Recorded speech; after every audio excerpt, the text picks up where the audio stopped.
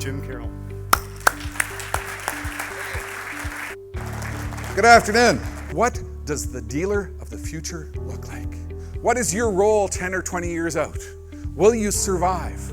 Will you be disintermediated? Will you have been subjected to the massive disruption, which is potentially occurring on the automotive side of the industry? You have ingested a heck of a lot of technology. Trucks have become rolling, hyper-connected platforms on wheels. The typical truck today throwing off 5 gigabytes of data per day. What have you focused on in the last 10 years? Maximizing uptime, keeping the customers' trucks on the road. That is the prime directive. How have you done that?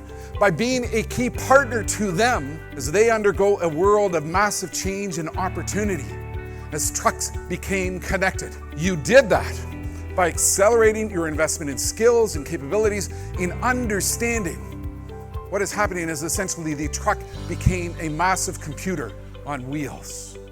You stayed out in front. I think you need to be congratulated on what you have done through the last 10 or 15 years as an overwhelming rate of change enveloped the industry. And now the question is, as the industry speeds up, how do you ensure that you keep on doing this? Your big questions are, what will happen? Who will do it? What is the impact? When will it happen?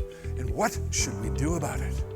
Everybody is working at a furious pace to try to ingest the rate of change which is underway.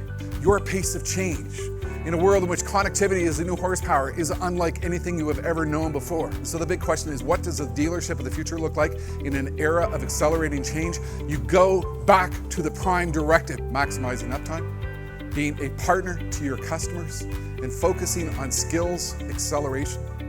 You get in front of the trends. Your moment of opportunity is here right now.